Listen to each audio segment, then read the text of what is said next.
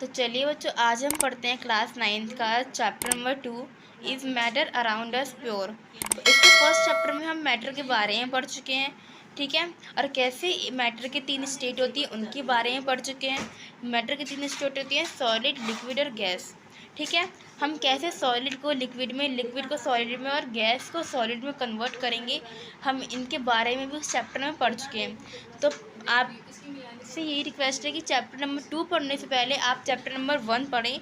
मैंने वो चैप्टर भी पढ़ाया है, उसे मैंने 2 पार्ट में कवर करा है। आप उस चैप्टर को पूरा पढ़ें, तभी आपको चैप्टर समझ आएगा, ठीक है। क्योंकि चैप्टर नंबर 1 के बिना 2 नहीं समझ आएगा। तो चलिए हम आज की वीडियो कंटिन्यू करते हैं। Is matter around us pure. अब हम प्योर सब्सटेंस और मिक्सचर के बारे में पढ़ते हैं। क्या पढ़ते हैं, पहले तो हम चार्ट देखते हैं हमारे अगल बगल जो ये मैटर है उसके बारे में।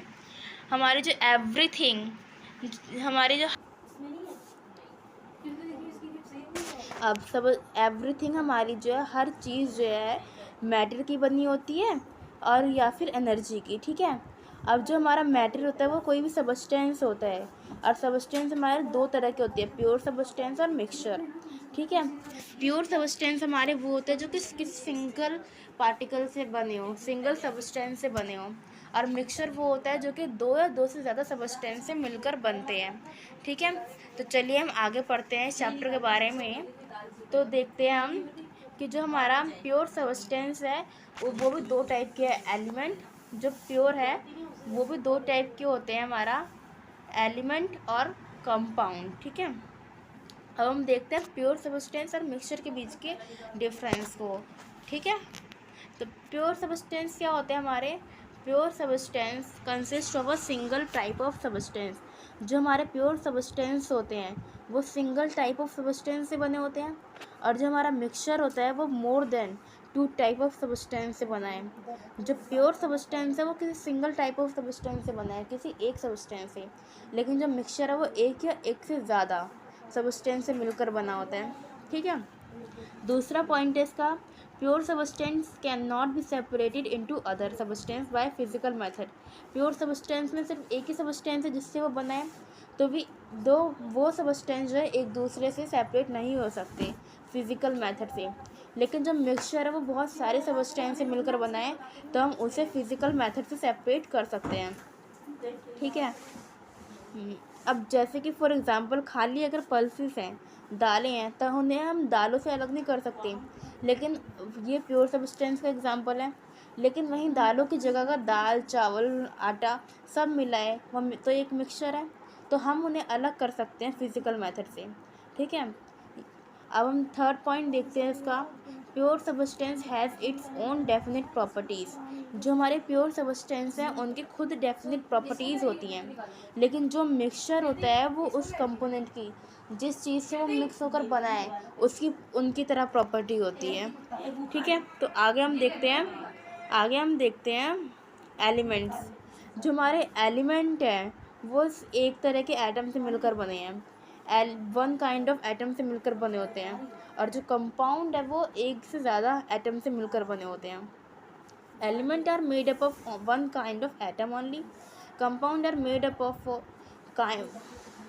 मोर than one kind of molecule, ठीक है। तो हम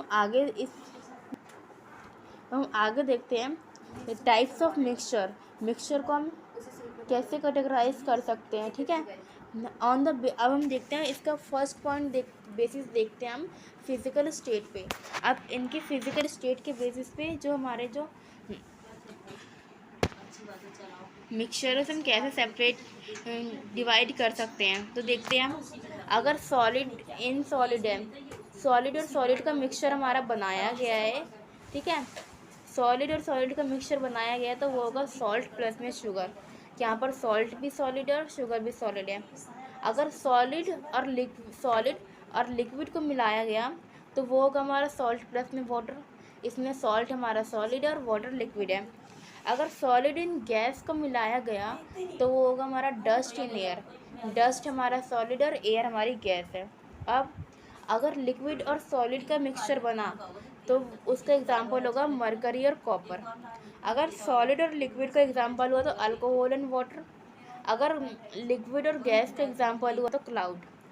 अगर सॉलिड और गैस का मिक्सचर बनेगा तो हाइड्रोजन एंड पैलेडियम। अगर सॉलिड और लिक्विड और गैस का बनेगा तो ऑक्सीजन एंड वाटर। अगर गैस का बनेगा तो हमारा एयर। ठीक है, तो हम चलिए आगे देखते हैं इसी में। अब मिजिबिलिटी, सेकंड क्लासिफिकेशन हम करेंगे मिजिबिलिटी के बेस पे। मिजिबिलिटी क्या होता है कि ये कितना घुलनशील है, कितना घुलता है कितना नहीं घुलता। ठीक है, मिजिबिलिटी दो तरह के मिक्सचर होते हैं, होमोजीनियस और हेट्रोजीनियस। ठीक है, जो होमोजीनियस होते हैं इसमें सबस्टेंस जो है सिंगल फेस में होते हैं। होमोजीनियस का मतलब होता है कि जो हमारा जो सबस्टेंस है पूरी अच्छी तरीके से घुल चुका है। जैसे कि हम पानी में चीनी को घोलते हैं तो पूरी तरीके से घुल जाती है। ठीक है, अब जो पानी और चीनी की जो कंपोजिशन है वो एक ही तरह दिखता है, सिर्फ पानी के फॉर्म में तो दिखता है। ठीक है, तो उनकी कंपोजिशन भी यूनिफॉर्म होती है। अब हेट्रोजीनियस मिक्सचर में क्या होता है, इसमें दो या दो से ज़्यादा फेस होते हैं।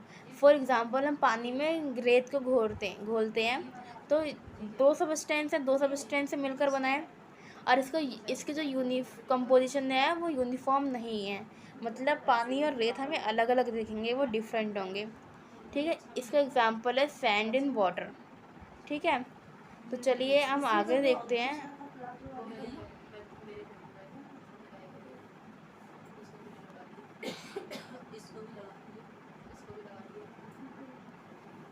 आगे देखते हैं, हम इस चैप्टर में पढ़ते हैं। अब हम पढ़ते हैं कंसंट्रेशन टर्म्स। हमारी कंसंट्रेशन ऑफ सॉल्यूशन क्या होता है। कंसंट्रेशन क्या होता है, कितना हमारा सॉल्यूट जो है किसी सॉल्यूशन में डिज़ोल्व हुआ है। अब हम पढ़ते हैं the amount of solute present in a given amount of solution. Solution में हमारा कितना सॉल्यूट डिज़ोल्व हुआ है। कंसंट्रेशन क्या फॉर्मूला होता है हमारा, अमाउंट ऑफ सॉल्यूट अपॉन में अमाउंट ऑफ सॉल्वेंट। ठीक है, तो the concentration of a solution can be express as mass by mass percentage और mass by volume percentage. Concentration को हम दो तरीके से मेज़र कर सकते हैं। First, mass by mass percentage. उसमें क्या होगा, हम ऊपर लेंगे मास ऑफ सॉल्यूट, नीचे लेंगे mass of solution, total solution का मास, और हमें परसेंटेज निकालनी है तो उसे 100 से मल्टीप्लाई कर देंगे।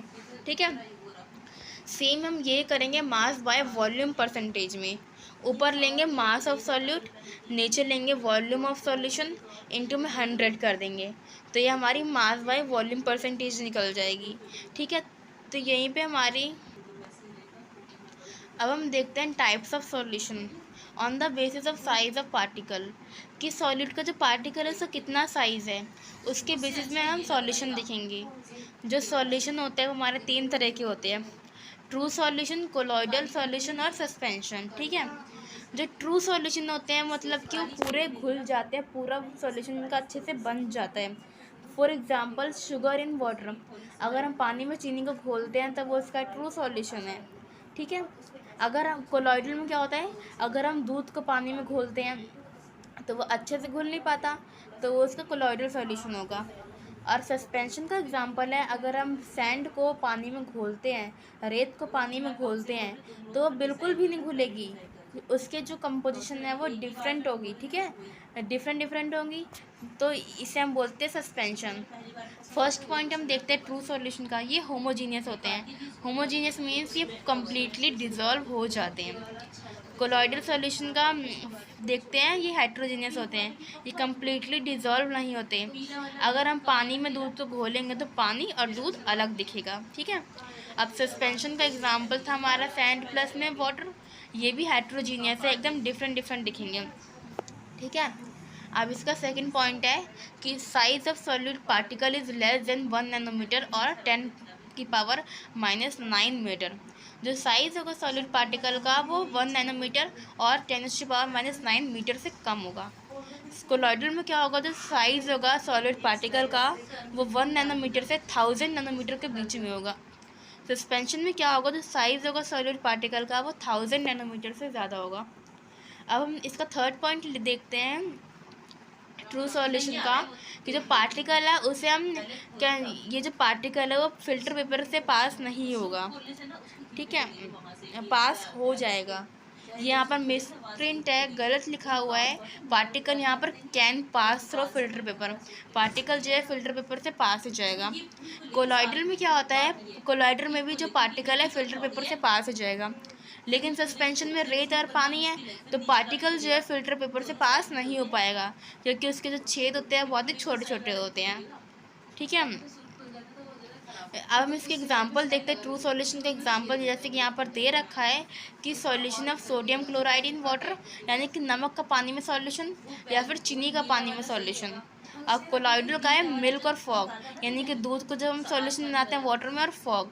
और हमारा सस्पेंशन का एग्जांपल है smoke in the air and chalk and water. ठीक है, तो यहीं पे इस चैप्टर का पार्ट 1 ख़त्म होता है। मैं आपके लिए इसके आगे के चैप्टर पार्ट 2 में लाऊंगी। तो जब तक के लिए आप इस पार्ट 1 को देखिए और पढ़िए और रिवाइज़ करिए और इन नोट्स को नोट डाउन करिए। ठीक है, अगर आपको ये वीडियो अच्छी लगे तो मेरे चैनल को लाइक और सब्सक्राइब ज़रूर करिए, ताकि आपको मेरी नई वीडियोज़ मिलती रहे।